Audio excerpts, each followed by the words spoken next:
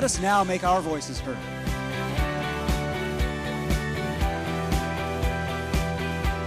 I pledge to serve and to push my country. I pledge to live like a citizen.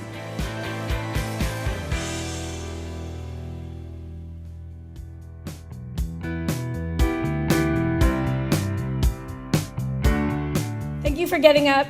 Thank you for showing up. I'm Janae Kane on behalf of our Citizen University team and the extended Civic Saturday community around the country. I want to welcome you here. I want to welcome you and I want to invite you to participate in this new civic ritual we call Civic Saturday.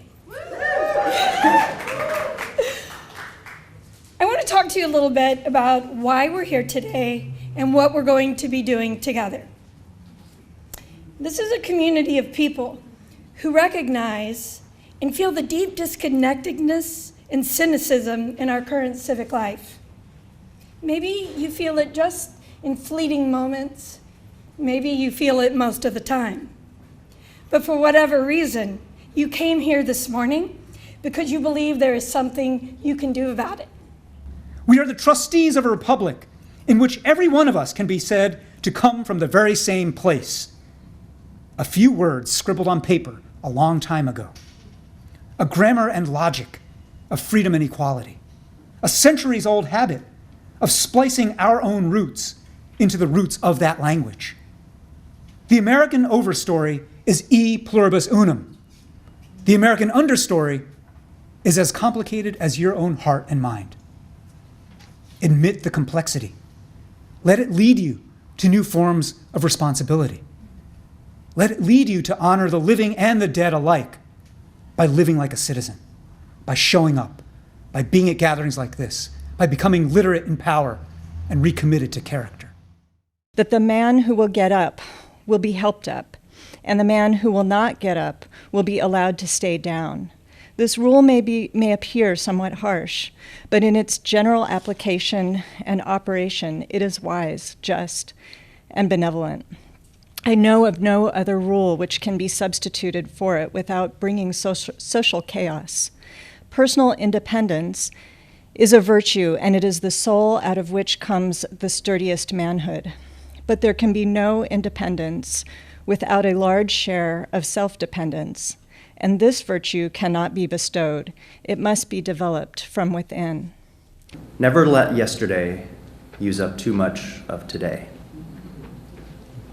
Good judgment comes from experience, and a lot of that comes from bad judgment. There are three kinds of men. The one that learns by reading, the few who learn by observation. The rest of them have to pee on the electric fence for themselves.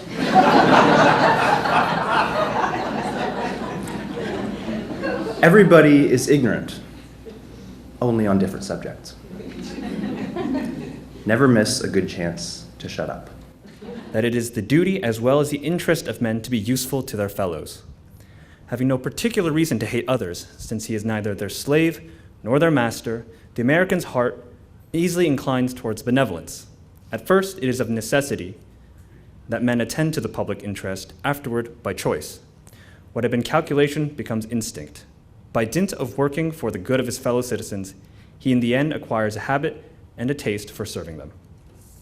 One of the gifts of reading about those years from the vantage point of Frederick Douglass, the fugitive slave who became the most famous abolitionist on earth, is remembering that when you're in the middle of events, when you're in the thick of the fight, when a million unseen choices and acts are converging and colliding in ways you cannot predict, when a million loaded and unloaded rifles are on stages everywhere, nothing at all is inevitable. Today, you and I are in the middle of events, in the thick of many fights, amidst such a rolling churn of choice and consequence. So I ask you, what institution today is as all-surrounding and as corrosively enmeshed in everyone's lives as slavery was then? What institution today dominates us so entirely that we have a hard time imagining extricating ourselves from complicity in its destructive effects? What institution today dominates us to the point where we tolerate evil on a daily basis?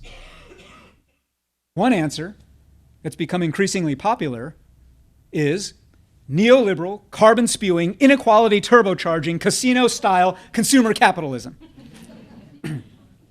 I'm rather partial to that answer, and my policy preferences show it.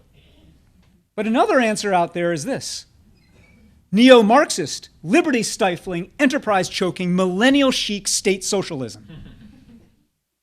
And I refuse to automatically demonize everyone who offers this answer. I want you to think about how much you are worthy. And the baby agrees.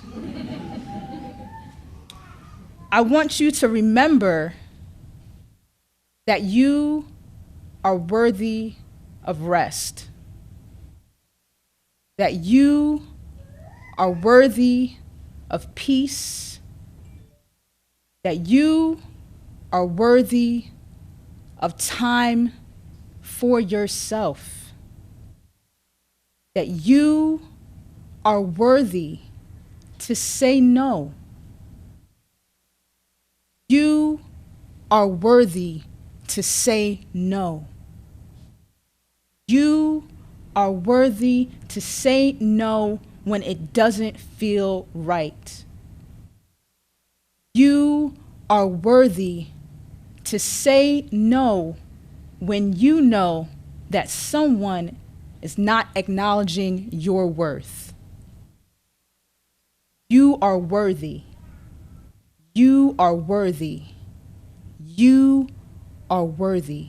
It's like the only place that remembers us is too far to remember how to get back here. Painting all their new buildings colors we've been using in our artwork for years and calling it new and calling it right, making right angles of our cul-de-sac blocks. They call it cleaning up. Like we were the mess. They call us a dead end, but they're not calling this a dead end anymore.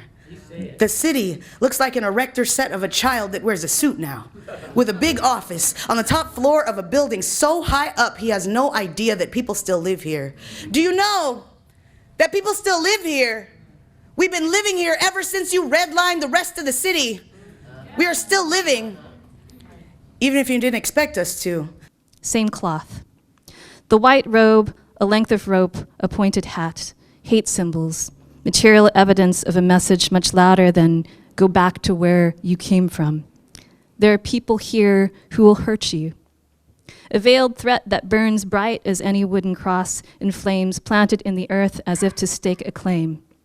What if we were to sow seeds of solidarity for a stranger, public victim of a hate crime, the black business owner who believed the best about another human, instead of recognizing the glory suit through cut-out eye holes, saw a choir robe, to sing the holy gospel, to know this neighbor by her name, to recover some deeper meaning of clan. As we look toward triumph and chuckle at the trauma, we'll begin to remember this life is supposed to be a comedy, not a drama, and we are responsible for our bodies, responsible for our hearts, responsible for our happiness. I am responsible for my body, responsible for my heart, responsible for my happiness, and so are you. Peace. Remember, when the revolution happened, we don't plan on giving it back. So come, try and take this from us. Here, in the new world, we laugh, and this time, we mean it. The day you left, the last words you said to me were, "Give these keys to your mother." And I said, and I've responded to you like this ever since. Are you proud? I learned something from you. Will you tell my ex-wife that I stayed 5 years too long? I was learning how to stay and not be my father's.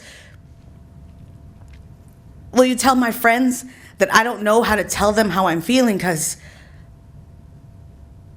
Dear absent father, missing dad, the silent screaming in the gaping holes of my emotional inabilities, this is an obligatory letter to my biology that I will leave at the roots of a tree I can't even identify. What is the purpose of explaining who I am to you if you don't even recognize the miracle I've always been? I am, it feels like, you should know this about me. Dear Dad, is it because I am too, that you did not want me, but I still exist? I am so painfully permanent, but I am such a miracle. Thank you all very much. Really appreciate it. When an umpire steps out of role, descends to being just another man with anger management issues, starts yelling and telling a player he can do whatever the hell he wants, and then returns to his role and punishes that player can do very little, and a fan can do even less. The umpire in this case is the rule of law.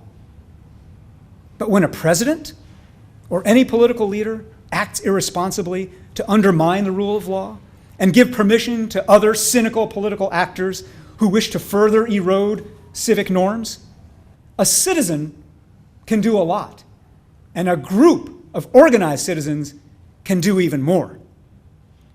That's the one crucial way in which baseball is not life. In baseball, we the people are mere spectators. In life, we are players. In our life as democratic citizens, we are players, owners, managers, and umpires. And so even if some of our leaders right now are corrupted, conflicted, and self-dealing, in the end, we the people, all the people, are the stewards of the institution. We are responsible for its health and resilience. We are to blame when it falls into decay, and we have a duty to keep it out of decay. We can do that duty, and we will find joy and common purpose doing it. I will be told I am an idealist for believing this. In the words of Bart Giamatti, I hope so. Thank you. We'll be exploring non-traditional career paths. For example, careers in the arts and the trades. Careers that are vital to making our world go around and yet are overlooked time and again by high schools that just emphasize college readiness for all students. Every part of today's program was dreamed up, curated, and organized by our 5 KUOW radioactive students. When we left India back in 2000, my parents believed, under the political and cultural context that we lived in, that my sister and I would never be independent and free because of our gender. We could never reach their perceived end of success. But to my parents, is success being independent and free? The limitations and guidelines onto who was considered successful were the opposite of independent and free. They were predetermined. There's a lot of students who don't get to think about what's the alternative to 4-year because they're not thinking 4-year period. They are already thinking about creatively deviating from the college path but it's not a deviation, it just is the path. You know, you're going to go to this 4-year college and get a degree and have some sort of like quote-unquote respectable career, but a lot of kids that aren't tracked into that don't get to have that dialogue with themselves in the first place. It's just difficult to balance my passion with what I know I need to have in my future. Everyone deserves that privilege to be able to create their own path, and so I think that's always like a hard sort of thing, at least for me personally, to balance, where it's like I want to prepare you for the world that you're going into, but also I think this world needs to change and you deserve the privilege that everyone else does. Because like all of my friends kind of know what they want to be when they're an adult, but I'm like the only person that doesn't. You meet so many different kinds of people, you have like different kinds of relationships with people. It's like kind of mind-blowing how like unique it is what a unique social setting college is. It's not like they don't see all the students completely changing all the time. And isn't that the point of college? You know, to kind of figure that out for yourself a little bit. I think if you pursue what you are passionate about and you continue having that curiosity about the world, I think it pays you back in different ways. All right, great stuff, you guys. Of a teen who doesn't understand the concepts of school budgets or teacher salaries, but I can definitely say that the current system gives people with multiple interests, which I hope is most people, a lot of hassle, and it needs to change. Humanity is immeasurably better off without the tyranny of the Third Reich, the USSR, and the Ba'athist regime. My point is only this: the opposite of tyranny is not freedom. The opposite of tyranny is the void, a void created by the absence of controls. Within that void, freedom, true freedom, is indeed one possible eventual outcome, but it is far from the most likely or the easiest to achieve. What fills that void first and most easily? Loneliness and isolation, consumerism, addictive entertainments, addictive drugs. Also, nativist nationalism and racist scapegoating. Also, religious and partisan fanaticism. Also, counter-revolution by the organized forces of tyranny. And also, a willingness, maybe even a yearning, among some of the liberated to be guided anew by a strong hand. Look around, could it be? See the world you want to see, just like that. Eyes wide shut, ears turned down. Too much noise all around. So here we are feeling lost. Privilege comes at a cost. Chorus. And I have the power, minute by minute, hour by hour, to what? To right the wrongs with my words, with my song. Verse 2, it can be hard, but don't be shy. Look your neighbor in the eye. Where they speak, don't wait your turn. You gotta work to hear and try to learn. Where we are is where we'll be. Democracy starts with you and me. Verse 2, you have the power, minute by minute, hour by hour, right the wrongs with your words and with your song.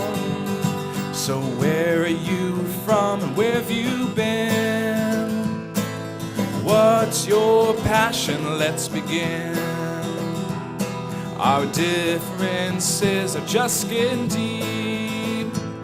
Try to keep that in mind while we use the rest of time. For the greater good must be earned. The arc of justice is an active verb. Third chorus, yeah, we have the power, minute by minute, hour by hour, to right the wrongs with our words, with our song. Last chorus again. We have the power, minute by minute, hour by hour, to right the wrongs with our words, with our song.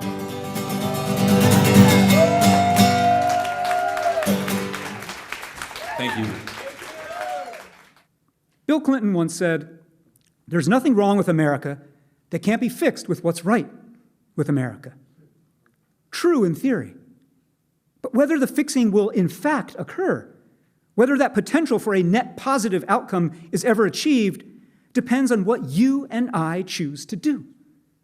The variable that determines whether we are net positive or net negative as a society is responsibility.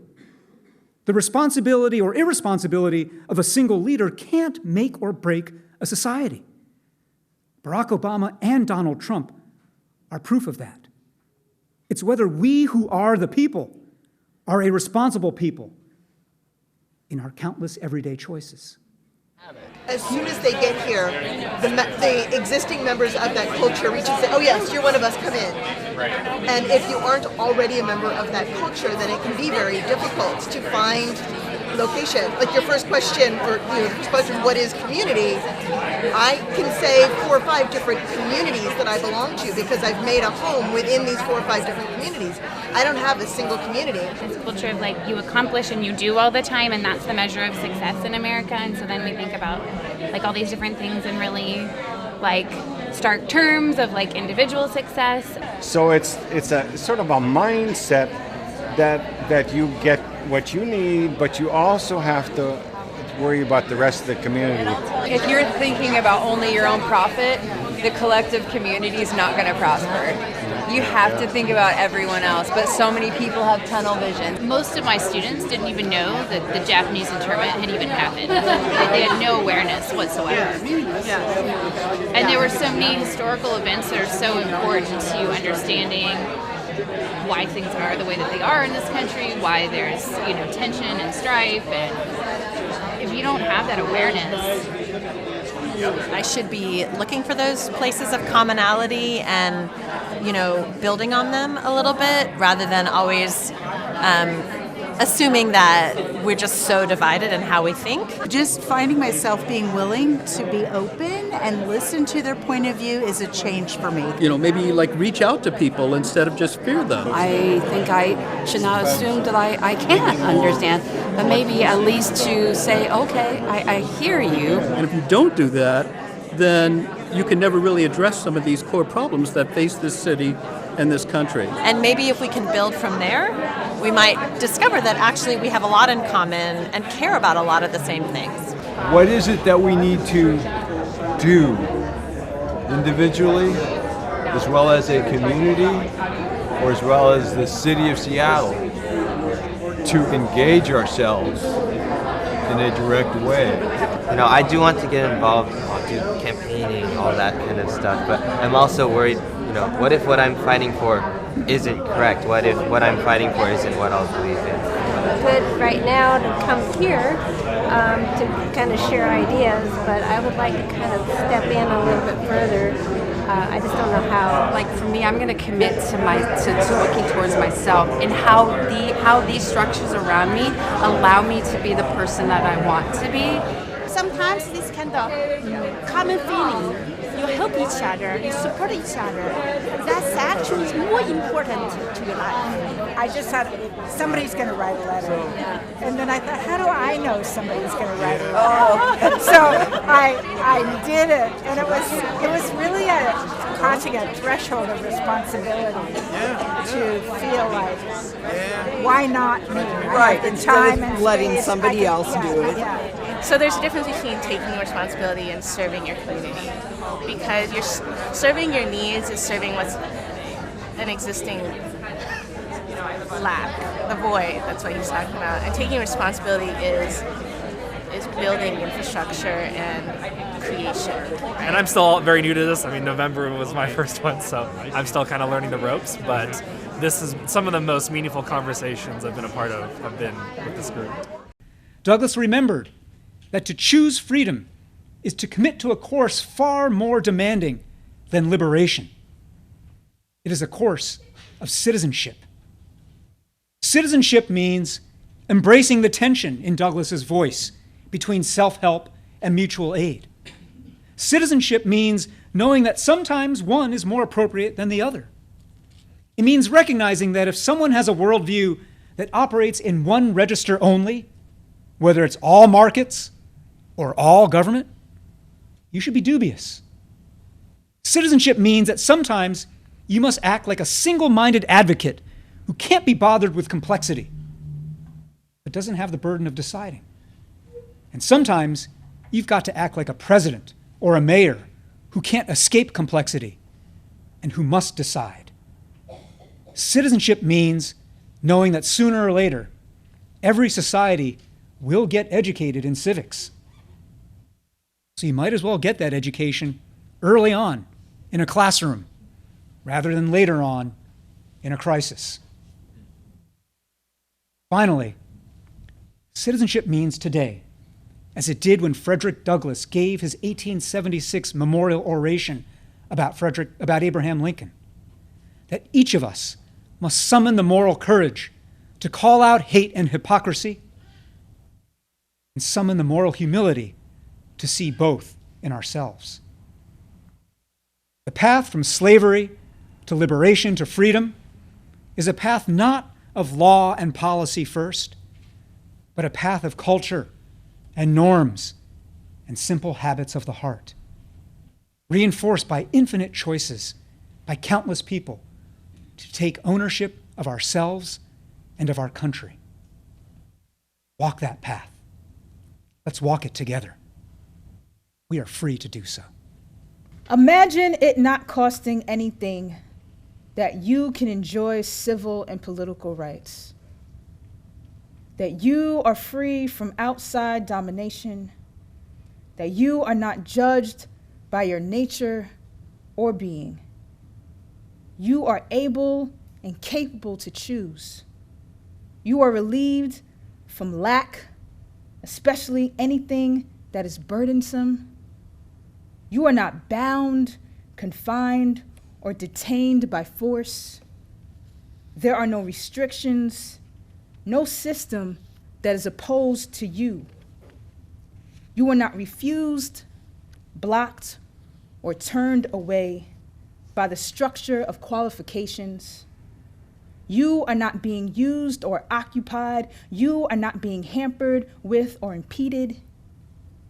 You are able to perform your beingness without an apparatus.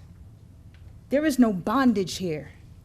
You are moving and turning in any and every direction.